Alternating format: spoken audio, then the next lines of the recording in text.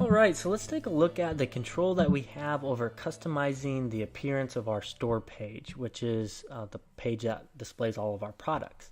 There's already going to be a link in your main menu to navigate to this page here called Shop Now. And we have control over a lot of the details for how this would display and appear, and they're found in a couple of different places, so we'll walk through it real slow. To customize the layout or kind of the architecture of this page, you're going to want to head to your theme editor. Now, I'm already logged in with administrative access to an account with administrative access, so I can head straight to the theme editor from the front end of the website. And once we're there, you're going to want to go down to the store section here on the left column. The first field gives us control over how these products would display. So right now they're in a kind of a vertical list view, but we could change that to more of a horizontal grid view instead.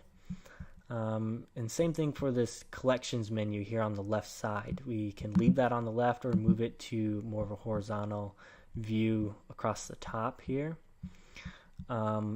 And then once we do that, we have control over the color for how that menu appears. So this is the background color that we can update. We can update the text color as well. And same thing for this order status bar here at the top. We can change the colors for that here.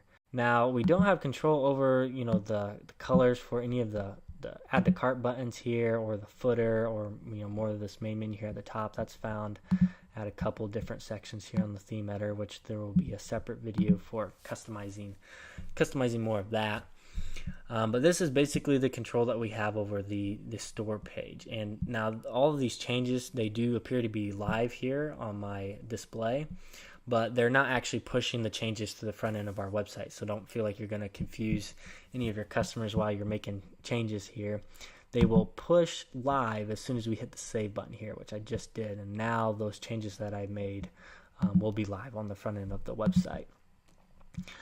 Now to edit some more of the finer details of this page and kind of the customer experience, you're going ahead to your administrative portal and go to your main settings here at the top menu. And let's head to our store settings. Again, this is kind of more of the weedy details, so we're not going to go over everything here, but this top field gives you control over the number of products that will display on a single page. So if I go to my store, by default it's set up to display up to 30 products before I would have to navigate to a second page or a third page if I had over 60 products. So you do have control over what that number would be.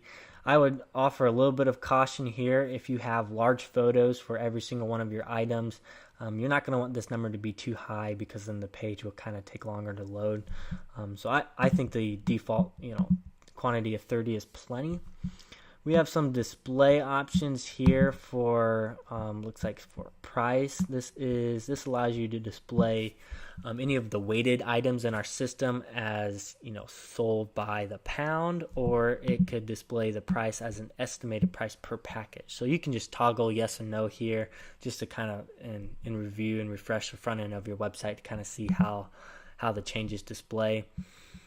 Same thing for ounces. So by default, it will display the estimated weight for all of your products on the front end of your website as a looks like an average of a pound here. So it's using LB to symbolize pounds. But say if your estimated weight for a product was less than a single pound, if you don't want it to display as a fraction of a pound, you can toggle this to yes, and it will convert that to ounces instead.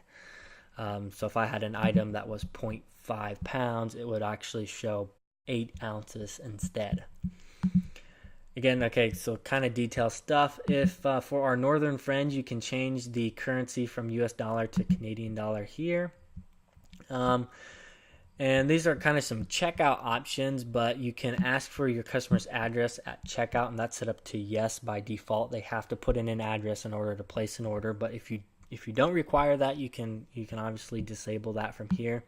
This field allows you to accept orders or addresses that are PO boxes.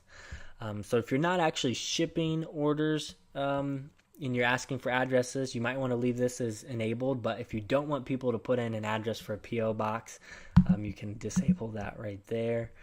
The storefront option, this allows you to customize the landing page or the page that people would land on as soon as they click this shop now link here in your main menu. So right now it's going to our store page to show all of our products. So it's displaying every single product that we have inside of our Grace Cart system. But you could change that to land on one of your collections instead. So maybe as soon as they hit the shop now button, they would only see your grass-fed beef products. Or you could change it to any of the custom products that you have on your website instead. So you can see it displays all the custom product pages that I have here. If you don't know how to make a custom page, Jake has a separate video on that. We're just going to leave this to display all items. Moving on to this field here, this allows us to, if we have the setup to display all items, you can customize the sort order for all those items. So right now it's set up to sort by the title based on A to Z, but obviously you could reverse that, set it up to display by the price or the date that they're added, or the alphanumeric SKU number if you have a SKU number set up for your products. Storefront page title, what is this? Oh, okay, so this looks like you can change the way this page would appear in a Google search result if you don't want it to say shop now. And let's see, that's pretty much it. This has to do with the deadline cutoff, and we'll go over that more in the schedules video.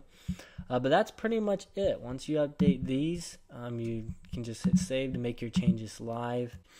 Next logical thing for me probably to tackle would be to fill this out with some products. So go ahead and check out our separate video for that.